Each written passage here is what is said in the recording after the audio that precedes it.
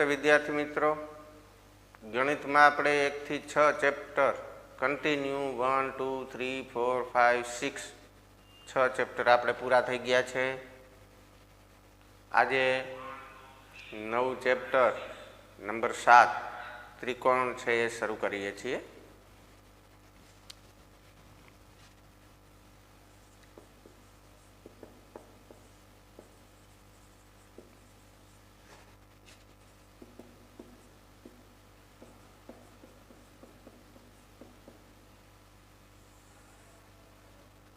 હવે આ ચેપ્ટર 7 છે એમાં આમ તો દાખલાઓ છે જ નહીં, આપણે બધી જ રકમ છે એ સાબિત કરવાની આપેલી છે।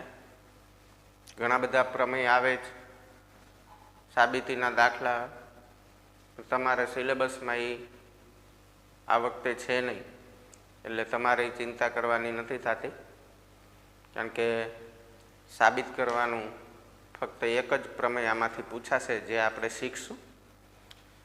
સિવાય તમને હેતુલક્ષી પ્રશ્નો જે પૂછાશે એમાં થિયરીમાંથી ઘણું પૂછાશે, એટલે તમારે ખાસ થિયરીમાં ધ્યાન રાખવાનું છે।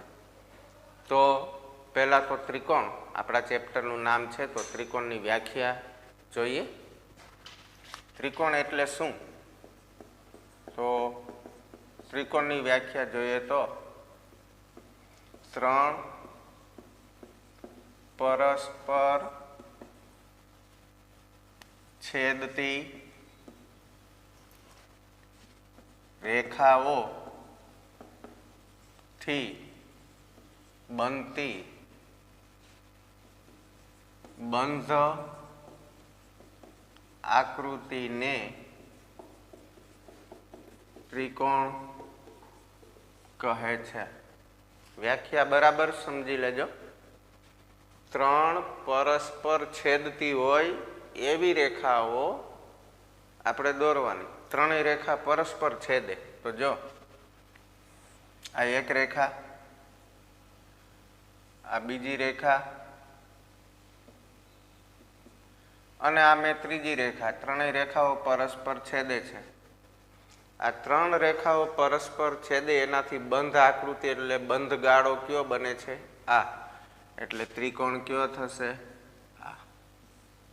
એટલે ત્રણ રેખાઓ પરસ્પર છેદવાથી બંધ આકૃતિ, આ તો ખુલ્લું કહેવાય ને બધું, એટલે બંધ આકૃતિ જે બને એને ત્રિકોણ કહેવાય। હવે આપણે ત્રિકોણ વિશે જોઈએ તો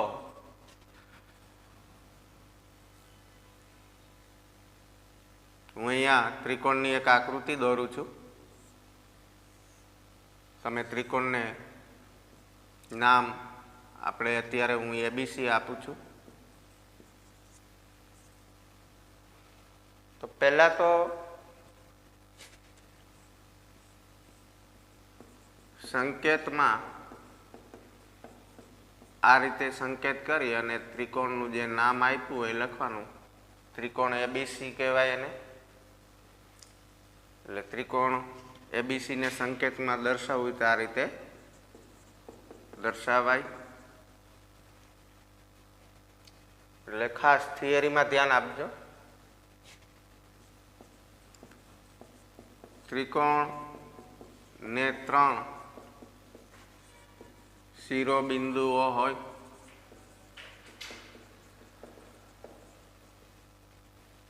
શિરોબિંદુઓ એટલે ક્યાં? એ, બી અને સી, ત્રણે ત્રણ એના બિંદુ શિરોબિંદુ કહેવાય। એ, બી અને સી આ ત્રણ શિરોબિંદુ છે। આપણે જે આકૃતિ દોરી પી ક્યુ આર હોય તો પી ક્યુ આર લખવાનું। પછી ત્રિકોણને ત્રણ બાજુઓ હોય, ત્રણ બાજુઓ કઈ? બાજુ એ બી એક, બીજી તો કે બાજુ બીજી બીસી થાય, અને ત્રીજી બાજુ એસી। આપણે અહીં નામ લખીએ AB BC અને AC, આ ત્રણ બાજુઓ છે. આ ત્રિકોણ એબીસીની 3 બાજુઓ કહેવાય. હવે ત્રિકોણને 3 ખૂણા હોય. હું અહીંયા તમને ખૂણાઓને વ્યવસ્થિત સમજાવું છું.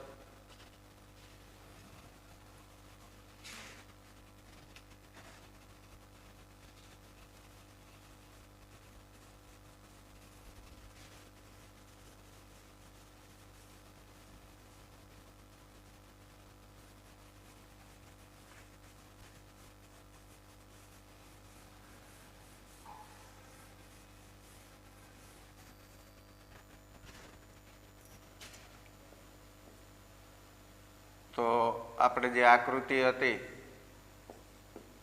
ત્રિકોણ એબીસી, એમાં ત્રિકોણને 3 ખૂણાઓ હોય. હવે 3 ખૂણાઓ ક્યાં? એક તો એ, બી અને સી. એટલે ખૂણો એ, ખૂણો બી અને ખૂણો સી. આપણે એક એક અક્ષરમાં લખ્યા. જો તમારે 3 અક્ષરમાં એ ખૂણો લખવો હોય તો આપણે આ રીતે લખી શકીએ. આપણે ખૂણો એ એક અક્ષરમાં આ રીતે લખીએ. એને 3માં લખવું હોય તો આપણે જી ખૂણો લખવો હોય આવી રીતે બોલવાનો. આ ખૂણાને કેમ બોલવાનું? ખૂણો બી એ સી, ખૂણો બી એ સી. અથવા તો બી એ સી ન બોલવું હોય તો સી એ બી પણ બોલી શકીએ.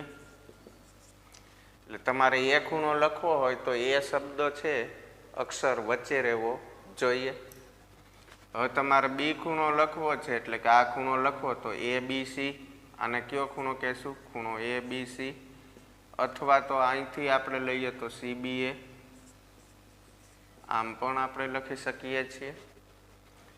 ત્યાર પછી સી ખૂણો લખવો હોય તમારે તો એ સી બી,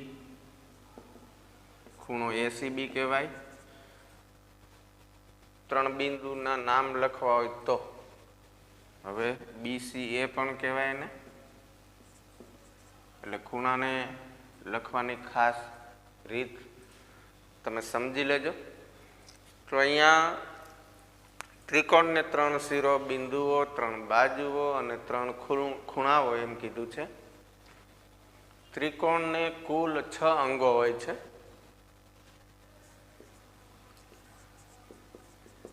ત્રિકોણને કુલ 6 અંગો હોય છે. આ ખાસ ધ્યાન રાખજો. 3 શિરોબિંદુ, 3 બાજુ, 3 ખૂણા એટલે 9 થાય એવું ન વિચારતા. કારણ કે આપણે જે એના અંગોની વાત કરીએ તો ખૂણાઓ અંદરનો ભાગ છે એટલે એ આપણે ગણતા નથી. શિરોબિંદુ અને બાજુઓ છે એ એના અંગોમાં ગણવાનું છે. હવે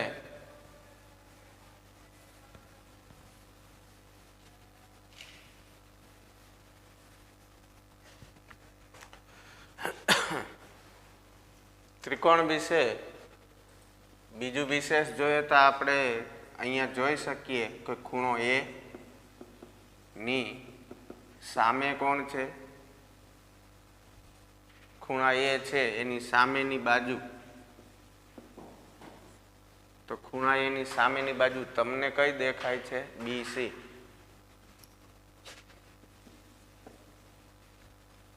હવે કોઈ પૂછે ખૂણા બી ની સામેની બાજુ તો કઈ કહેવાની? એસી.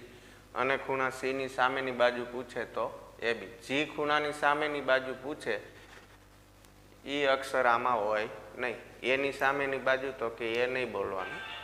પી ક્યુ આર ત્રિકોણ હોય તો એમાં પી ની સામેની બાજુ કે પી કાઢી નાખવાનો એટલે ક્યુ આર. પી ક્યુ આર માંથી તમને ક્યુ ની સામેની બાજુ પૂછે તો ક્યુ કાઢી નાખવાનો તો પી આર. આ ધ્યાનમાં રાખવાનું. જે ખૂણાની સામેની બાજુ પૂછે એ ખૂણાનું નામ છે એમાં આવવું જોઈએ નહીં. એનાથી ઉલટું તમને કોઈ પૂછે કે ભાઈ બીસી ની સામે બાજુ, બીસી બાજુની સામેનો ખૂણો, તો બીસી બાજુ અહીંયા છે એની સામેનો ખૂણો એ. તો તમારે એમાં એમ જ કરવાનું, જેની સામેનો ખૂણો પૂછ્યો હોય એ અક્ષર ન આવવા જોઈએ. ત્રિકોણ એબીસીમાં બીસીની સામેનો ખૂણો પૂછ્યો તો ત્રિકોણ એબીસીના નામમાંથી બીસી કાઢી નાખો, શું વધે? એ. તમને એમ કે એસીની સામેનો, તો એસી એબીસીમાંથી એસી કાઢો તો શું વધે? બી. એટલે એસીની સામેનો ખૂણો કયો થાય? બી. તમને એબીની સામેનો પૂછે તો એબી નહીં બોલવાનું, એની સામેનો ખૂણો કયો થાય? સી. એટલે ખૂણાની સામેની બાજુ અને સામેની બાજુનો ખૂણો એ તમને આવડતું હોવું જોઈએ. હવે બીજું કે આ ખૂણો એ અને ખૂણો બી ની અંતર્ગત બાજુ, હવે જો ખૂણા એ અને ખૂણા બી ની અંતર્ગત બાજુ કઈ થાય એ સમજવું હોય ને તો હું તમને સમજાવું. ખૂણા એને આપણે 3 અક્ષરમાં કેમ લખી શકીએ? બીએસી, બીએસી આ ખૂણાને. પછી બી ખૂણાને લખવું હોય તો એબીસી. હવે અંતર્ગત બાજુ કે એટલે બેયમાં શું આવે છે? એબી, એબી બેયમાં આવે છે.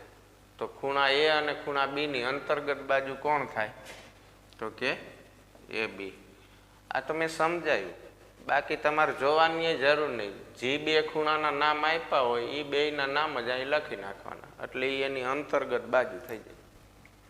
હવે તમને એમ કોઈ પૂછે એ બી અને બીસી ની અંતર્ગનો, એ બી અને બીસી બાજુઓ ની અંતર્ગત ખૂણો, તો અંતર્ગત ખૂણો પૂછે તો એ બેયમાં કયો અક્ષર આવે? તો કે બી આવે. એટલે આમે જુઓ તમે, આ એ બી છે અને બીસી છે, એમાં બેયમાં કયો ખૂણો આવ્યો? બી. એટલે એમાં કોમન અક્ષર હોય એટલે ખૂણો કયો થાય? બી. તમને કોઈ પૂછે બીસી અને એસી નો અંતર્ગત ખૂણો કયો? તો બીસી ને એસી માં કોમન કોણ? સી. એટલે ખૂણો સી એનો અંતર્ગત ખૂણો થાય. બરાબર? તો ત્રિકોણ વિશે આટલી માહિતી. હવે એકરૂપ આકૃતિઓ વિશે જાણીએ તો એકરૂપ આકૃતિઓ આપણે કોને કહેશું?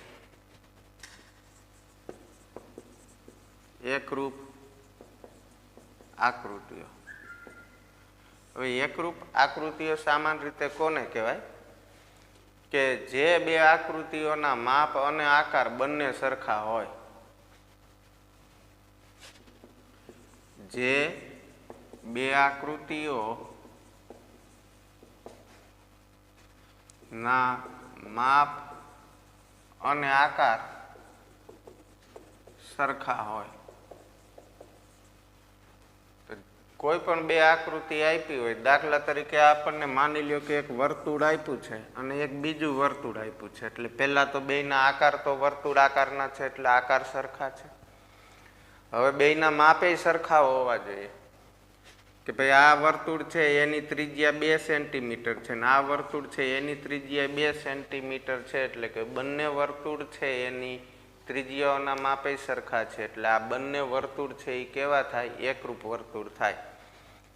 પણ જો આમ હોય, માની લો કે આ બેયના આકાર તો સરખા છે, વર્તુળ આકાર, પણ અહીંયા આ વર્તુળ જે છે એની ત્રિજ્યા 2 સેમી હોય અને અહીંયા વર્તુળ છે એની ત્રિજ્યા માનો 4 સેમી હોય, તો અહીંયા સરખા માપની ત્રિજ્યા નથી. એટલે આ બે આકૃતિઓને એકરૂપ ન કહેવાય, કારણ કે એના આકાર સરખા છે પણ માપ સરખા નથી. આકાર અને માપ બંને સરખા હોય તો જ એને એકરૂપ આકૃતિઓ કહેવાની. એટલે ખાસ ધ્યાન રાખજો કે એકરૂપ આકૃતિઓ કોને કહેવાય. એટલે આ બે જે છે એ એકરૂપ છે અને આ બે જે આકૃતિઓ છે એકરૂપ નથી. પછી બે ત્રિકોણ હોય એવી રીતે, તો બે ત્રિકોણ હોય તો બે ત્રિકોણના આકાર સરખા હોય પણ માપ સરખા હોય તો એકરૂપ કહેવાનું. પછી દાખલા તરીકે આ જે બે આકૃતિ હું અહીં દોરું એ બેમાં એક ત્રિકોણ આકારની છે ને એક વર્તુળ આકારની, એટલે આકાર જ સરખા નથી. તો આકાર જ સરખા નથી તો એને એકરૂપ તો કહેવાય જ નહીં, એટલે આ એકરૂપ નથી. બરાબર? એટલે ખાસ.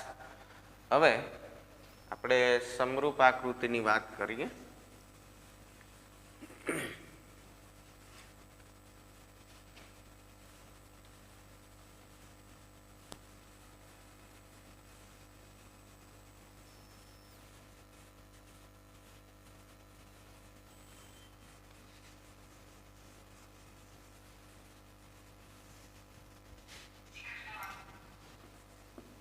સમરૂપ આકૃતિઓ.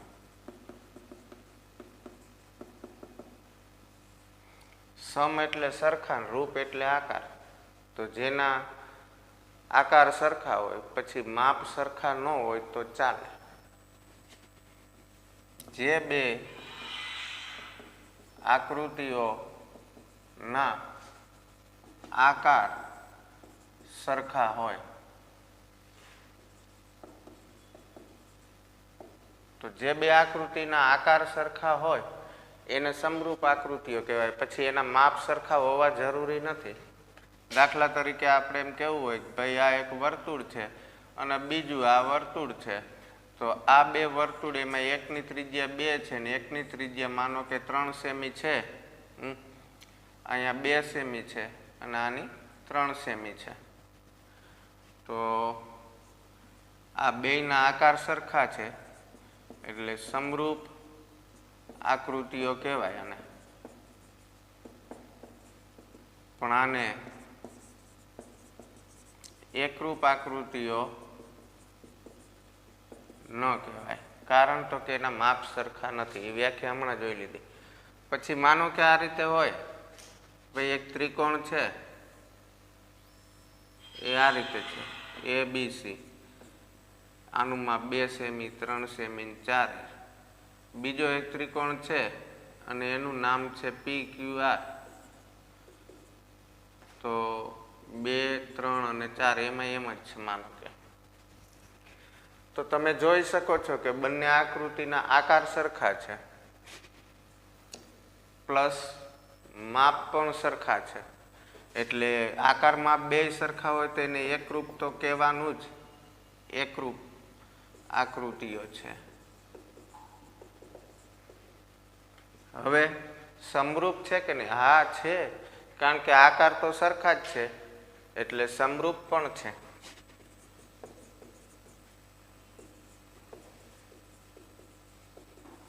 જો આ સમરૂપ છે, એકરૂપ નથી. આ સમરૂપ અને એકરૂપ બંને છે, કારણ તો કે આકારમાં બે સરખા. એનો મતલબ એવો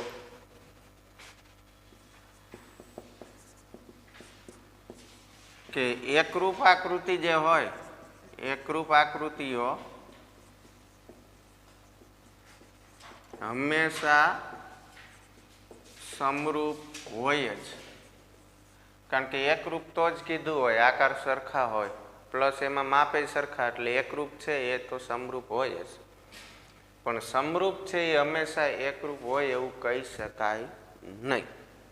એટલે ખાસ તમારે યાદ રાખવાનું, કારણ કે થિયરીમાં આપણને આ જ રીતે પૂછાશે. સંકેતમાં તમારે દર્શાવવું હોય, દાખલા તરીકે સંકેતમાં બે આકૃતિ એકરૂપ છે તો તમારે બે આકૃતિ છે એકરૂપ એને આવી રીતે આપણે દર્શાવી શકીએ કે ભાઈ ત્રિકોણ ABC અને એ ABC ને એકરૂપનું નિશાન છે. આ એકરૂપ, આને શું કહેવાય? એકરૂપ ત્રિકોણ PQR. એટલે આ એકરૂપ છે એમ કહેવાય. પછી સમરૂપે છે તો સમરૂપનું નિશાન અલગ છે. ત્રિકોણ ABC ને સમરૂપ ત્રિકોણ PQR, આ નિશાન શેનું છે? સમરૂપનું. એટલે એકરૂપનું નિશાન છે એ કરવું હોય તો સમરૂપની નીચે ઇક્વલ ટુની નિશાની કરી નાખવાની. એટલે એકરૂપની નિશાની ને સમરૂપની નિશાની યાદ રાખજો.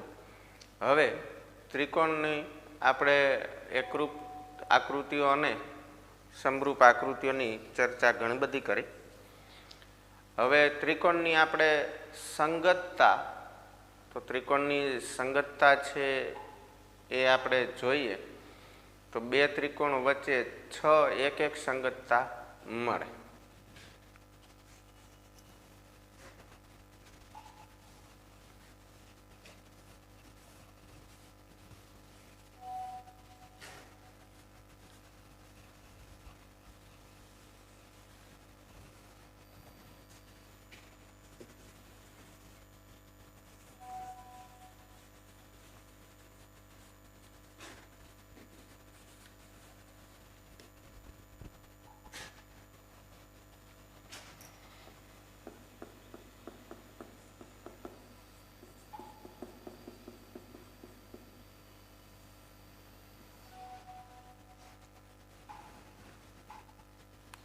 તો બે ત્રિકોણો વચ્ચે 6 એક સંગતતા મળે। હવે એક સંગતતાનો મતલબ કહું, માની લ્યો કે તમારી ઘરે 3 મહેમાન આવ્યા, બરાબર, અને તમારી ઘરે 3 ખુરશી છે। આ એક ખુરશી, આ બીજી ખુરશી ને આ ત્રીજી ખુરશી, મહેમાન 3 છે। એટલે એક પહેલો મહેમાન અહીંયા બેસે, બીજો અહીંયા બેસે ને ત્રીજો અહીં બેસે, બરાબર, એટલે બેસી શકે। એવું ન થાય કે જે આ બીજા નંબરનો મહેમાન છે એ અહીંયા બેસે, પહેલો અહીં બેસે ને ત્રીજો અહીં બેસે, તો 1 2 3 એમેય ગણતરી થાય, 2 1 3 એમેય થાય। એવું બને કે અહીંયા ત્રીજો બેસે, અહીંયા પહેલો બેસે ને અહીં બીજો બેસે, એમેય બને। પછી એવું પણ બની શકે કે અહીંયા પહેલો બેસે, અહીં ત્રીજો બેસે ને અહીં બીજો બેસે, એવું પણ થઈ શકે છે। પછી એવું પણ બને કે અહીંયા માની લ્યો કે ત્રીજો બેઠો છે ને અહીંયા બીજો બેસે ને અહીંયા પહેલો બેસે, ફેર શું પડે, એને તો બેસવું છે ને ખુરશી, એક માટે એક ખુરશીની જરૂર છે। બેસવું કેમ, એટલે કે આપણે કેટલી રીતે ગોઠવણી કરી શકીએ બેસવાની, એને સંગતતા કહેવાય। એક સંગતતા, એમ એક ખુરશી ઉપર એક વ્યક્તિને બેસાડવી છે, એટલે એક સંગતતા। એટલે પહેલી ખુરશી છે એની ઉપર પહેલો બેસે તોય બેસી શકાય, બીજો બેસે તોય બેસી શકાય, ત્રીજો બેસે તોય બેસી શકાય, એવું જરૂરી તો નથી કે આ ખુરશી ઉપર આને જ બેસવું। એટલે આવી એક સંગતતા આપણે બે ત્રિકોણ વચ્ચે એક સંગતતા આપણને આવી કેટલી મળશે? 6। અને કેવી રીતે સંગતતા આપણે મેળવી શકીએ? અહીંયા હજી એક સંગતતા લખવાની આપણે બાકી જ છે। તો દાખલા તરીકે આપણે ગોઠવણી કરવી હોય, આમાં એક આવી ગયું, બે આવી ગયું, તો હવે આપણે દાખલા તરીકે માનો કે ત્રીજો અહીંયા બેઠો, બરાબર છે, બીજો અહીંયા બેસે અને પહેલો અહીંયા બેસે, તો પણ થાય। જુઓ, સરખા આંકડા ક્યાંય નથી, આમાં 1 2 3 છે, આમાં 2 1 3 છે, આમાં 3 1 2 છે, આમાં 1 3 2 છે, 3 2 1 ને 2 3 1, 1 2 3 4 5 અને 6, તો 3 ખુરશી ઉપર 3 મહેમાનને બેસવું હોય તો આપણે 6 રીતે ઉલટસુલટ કરી અને ગોઠવણી કરી શકીએ। આ ખાસ ધ્યાનમાં રાખવાનું। આવી જ રીતે ત્રિકોણ, બે ત્રિકોણ હોય તો બે ત્રિકોણ વચ્ચે આવી આપણને 6 સંગતતા મળે।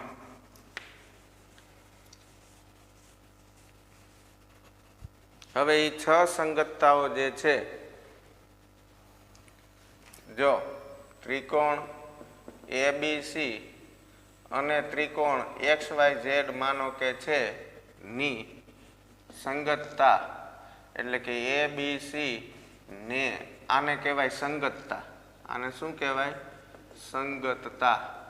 આ નિશાન સંગતતા, બે ત્રિકોણની સંગતતા દર્શાવવી હોય તમારે તો તમારે ત્રિકોણના નામ જ લખવાના, આગળ સિમ્બોલ નહીં લખવાનું, અને વચ્ચે ડબલ એરો વાળું તમારે તીર કરવાનું, જેને સંગતતા, એટલે ત્રિકોણ ABC ને સંગતતા ત્રિકોણ XYZ, આમ દર્શાવાય। હવે સંગતતા લખવી હોય તો તમને હું લખવાની રીત સમજાવી દઉં છું।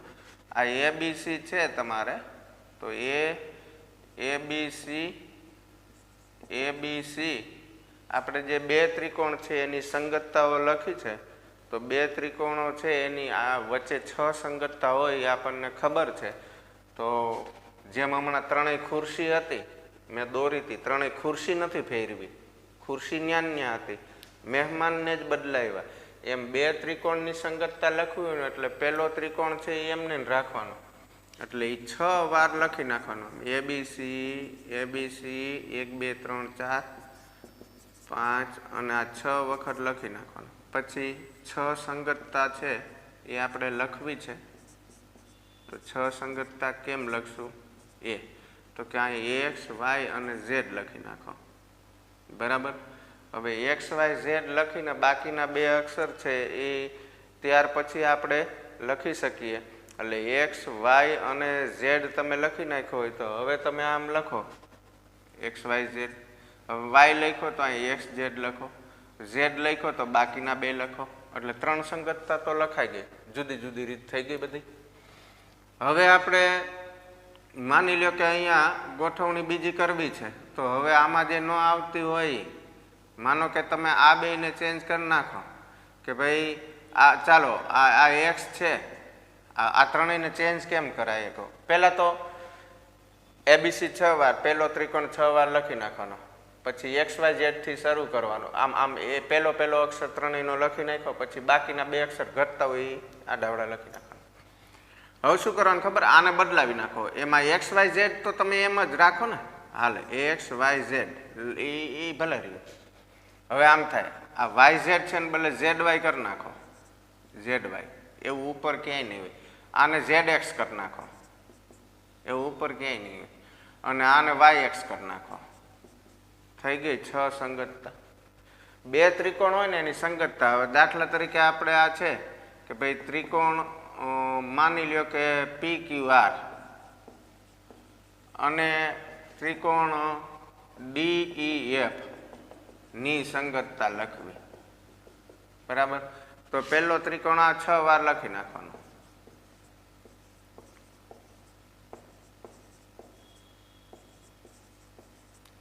હવે યાદ રાખી લેજો, હવે તમને કોઈ પણ બે ત્રિકોણ આપ્યા હોય તો 6 સંગતતા લખતા આવડવી જોઈએ.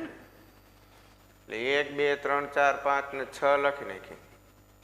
હવે આપણે એની સંગતતા લખશું. તો ડીઈએફ છે ને તમારે જે આમ કરી નાખવાનું, ડીઈએફ બે વખત આમ ડીઈએફ લખી નાખવાનું. હવે શું કરવાનું, આમાં બાકીના બે અક્ષર ઘટતા હોય લખવાના. તો ડી છે લખેલો એટલે ઈએફ, આ ઈ છે તો ડીએફ, અહીંયા એફ છે તો ઈ ડી. હવે પહેલાના ચેન્જ, પાછળના બે ચેન્જ કરી નાખો, એફ ઈ અહીંયા એફ ડી, તો અહીંયા ડી ઈ. આ સંગતતા થઈ ગઈ છે. અને એક સરખું ક્યાંય ન આવવું જોઈએ, જુદું હોવું જોઈએ. હવે તમારે આમ લખવું હોય એ બી સી ને સંગત 1 2 3, હમણાં જેમ જોયું એમ કે 3 ખુરશી ને 3 મહેમાન કેમ બેસાડી શકાય. તો જો આમ એબીસી 6 વાર, એટલે કે મહેમાનને 6 રીતે જુદી જુદી રીતે આપણે ગોઠવી શકશું. 6 રીત પહેલાં લખી નાખીએ એબીસી 1 2 3 4 5 6. હવે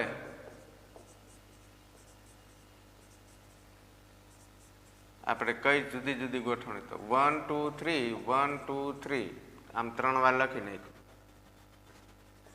હવે બે ઘટે 1 2 3, અહીંયા 2 છે તો 1 3, અહીં 3 છે તો 1 2. હવે પહેલાંના બે પાછળના ચેન્જ કરો તો 3 2, પછી 3 1, પછી 2 1 થઈ ગઈ છે. તો કોઈ પણ 3 વસ્તુની આપણે સંગતતા લખી શકીએ. કોઈ ચતુષ્કોણ માટે સંગતતા લખવી ના લખી શકાય, એ ધ્યાનમાં રાખજો. તો આપણે ત્રિકોણની સંગતતાઓ વિશે જોયું. હવે સંગતતામાં તમે જોઈ શકો છો કે અહીંયા એ ખૂણો છે તો સામે વાય છે, બીની સામે એક્સ છે, સીની સામે ઝેડ છે. એટલે તમારે આમાં આ ખૂણા એ ને સંગત કોણ થાય, વાય. બીને સંગત એક્સ થાય, સીને સંગત ઝેડ થાય. એબીસી ત્રિકોણને સંગત એક્સ વાય ઝેડ હોય તો એને સંગત એક્સ થાય, બીને સંગત વાય થાય. જો આમાં બીને સંગત એક્સ થાય, આમાં બીને સંગત વાય, સામે કોણ થઈ જવાનું, બરાબર. એટલે હવે તમને સંગતતા લખતા આવડવી જોઈએ. હવે ત્રિકોણની એકરૂપતાની વાત કરીએ તો ત્રિકોણની એકરૂપતા એટલે શું?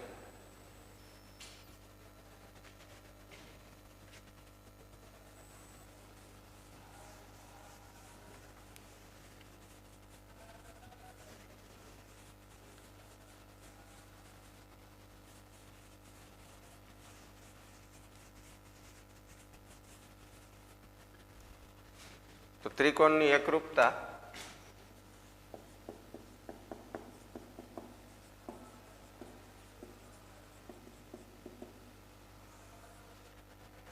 એટલે કે બે ત્રિકોણ હોય એમાં બે ત્રિકોણની જે સંગતતા આપેલી હોય એ સંગતતા માટે જો અનુરૂપ અંગો સમાન હોય,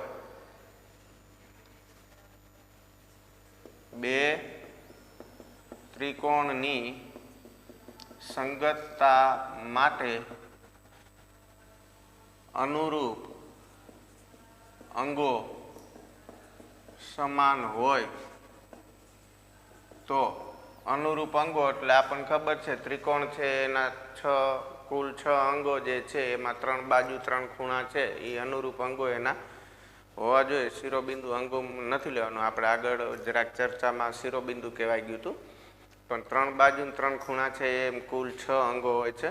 તો બે ત્રિકોણ છે એની કોઈ પણ સંગતતા માટે અનુરૂપ અંગો જો સમાન હોય તો તે સંગતતા માટે ત્રિકોણો એકરૂપ છે એમ કહેવાય. તો તે સંગતતા માટે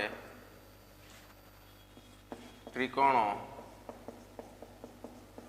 એકરૂપ છે તેમ કહેવાય. માની લો કે જો ત્રિકોણ ABC આ જે આપણને સંગત બે ત્રિકોણની ABC ને સંગત માનો કે YXZ આ સંગતતા આપી છે YXZ. તો જો ખૂણો A એટલે આમાં A ને સંગત કોણ થાય? આ A ને અનુરૂપ Y થાય, એ બે સમાન હોવા જોઈએ. B ને અનુરૂપ કોણ થાય? X. અને ખૂણો C ને અનુરૂપ કોણ થાય? Z. એવી રીતે AB બરાબર શું થાય? YX. BC બરાબર તો કે BC બરાબર XZ. અને AC બરાબર તો AC બરાબર YZ. એટલે અનુરૂપ અંગો સમાન હોય તો એ સંગતતા માટે ત્રિકોણ એકરૂપ કહેવાય. તો ત્રિકોણ કયા હતા? એક ABC અને એને એકરૂપ ત્રિકોણ કયો થાય? YXZ. આ રીતે આપણે લખી શકીએ એકરૂપ ત્રિકોણને સંકેતમાં. બરાબર?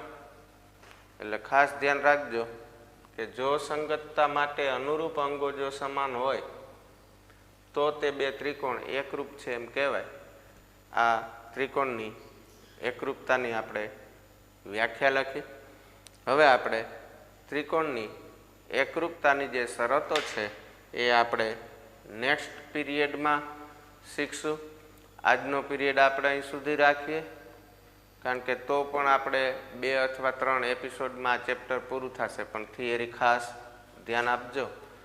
ચાલો હવે નેક્સ્ટ પીરિયડમાં આપણે ત્રિકોણની એકરૂપતાની શરતો. તો આજનું હોમવર્ક, આજે તમને જે થિયરી લખાવી નોટબુકમાં ઉતારી પૂરી કરી લેવાની અને એક વખત વાંચી અને તમારે એને યાદ રાખી લેવાની છે.